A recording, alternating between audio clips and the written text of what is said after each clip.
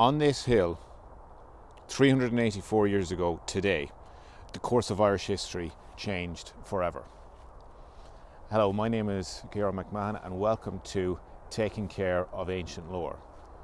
So, I'm here in East County Meath on a rather lovely but not exactly massive or interesting hill. It's called the Hill of Crofty. It's outside Duleek in East County Meath. So Bellewstown is that way, the M1 is over there, and what else we got? We have Duleek is over there, the Peace Bridge is there, Drogheda is over that way, and the sea is over there. So just to let you to set the scene, 1641, end of October, a rebellion started, largely instigated by Gaelic lords, or rather the sons of Gaelic lords. Many of them had spent time in the Spanish armies, because a lot of them had been exiled after war in 1603.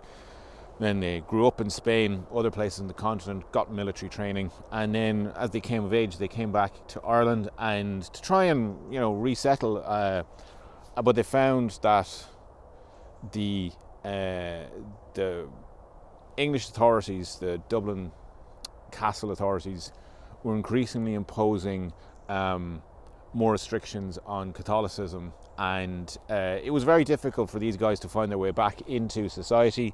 There's also, you have a lot of more martial law, summary execution and so on. So a rebellion kicked off, tried to take Dublin Castle. That's something we'll get into in another day. That's a pretty sad story. But the rebellion started, which wasn't unusual because you had Tyrone's 9 Years' War from 1593 to 1602, ending in the Battle of Kinsale and the flight of the Earls and so on. There was another rebellion in Inishowen, Cahir O'Doherty's rebellion there in 1608.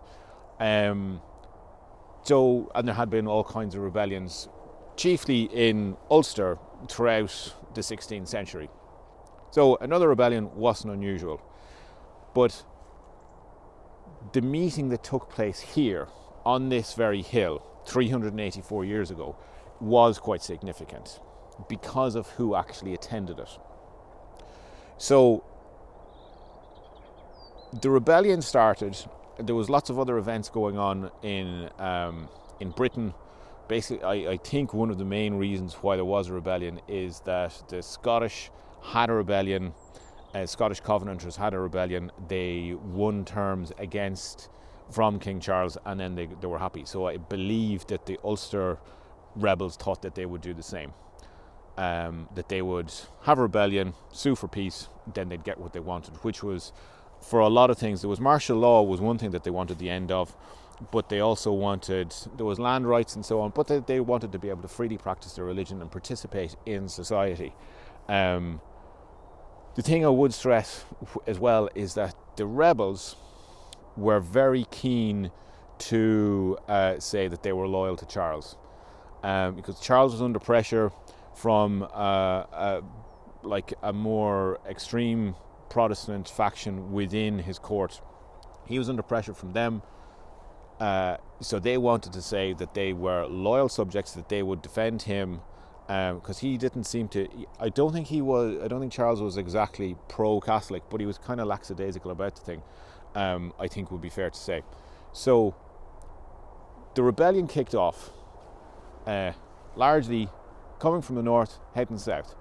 Julianstown, I believe, is over this way, and the rebels had recently won a battle there, which kind of surprised the aristocracy of County Meath, because even though there was a standing army,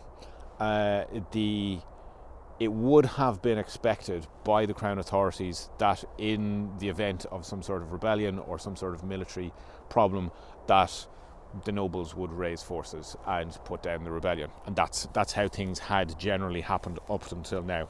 Although that was a bit of a pain for everybody involved, using amateur troops and so on, that's usually what happened.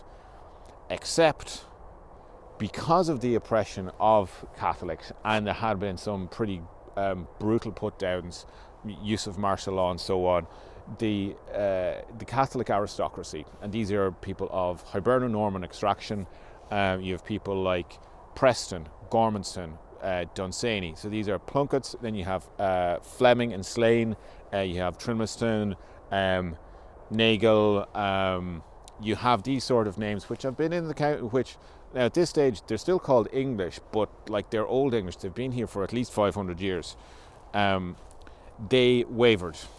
And the interesting thing is that some of the northern rebels, they had won the battle over in Julianstown, had been coming in and sort of meeting with the Palesmen, the Catholic aristocracy of County Meath, meeting them and sort of sounding them out. And so it was Gormanstown who said, look, he started talking to his peers, because of course all of the Catholic aristocracy in County Meath, they would have all been sort of married into each other. You know, they would have been, in-laws and so on. He got in touch with them. He used his sheriff. Gormanstown called the sheriff, and the sheriff had said, we are mustering troops for the safety of the county. So they mustered here, and they summoned, and the northern rebels came to meet them. So, believe Dunsany didn't come to the meeting, but he, I think he met them in Bellewstown, which is over that way. They all met there first, and then they came here to wait for the northern rebels. And the northern rebels, obviously, I say as well, they were Catholic as well, but they're Ulster Gaelic rebels, so you have more O's and Macs kind of names. So you have O'Moore, you have Fox as well, and you have Byrne, you have McMahon. O'Neill wasn't at the meeting, but they were further north. Then you have O'Reilly as well. I believe there's 2 O'Reillys at the meeting, because O'Reilly, Cavan is over that direction. And they met, and you see, they could have met in a church, but it would have been too small. They met here on a hill. Apparently there was 1,000 people here. So it wasn't a hosting. It was more sort of a meet and greet where they arranged to meet again. But if this meeting hadn't gone well, if the Palesmen had decided not to join the rebellion, it probably would have been snuffed out pretty quickly. But that isn't what happened. They agreed to join the rebellion, and then they had a proper then muster on the Hill of Tara, much more auspicious location for obvious reason, and they met there I think 4 days later. And that's when they actually decided what troops were going to go where and who was going to command which troops. So this meeting here was a kind of getting to know you sort of meeting. If this hadn't gone right, the rest of it wouldn't have happened.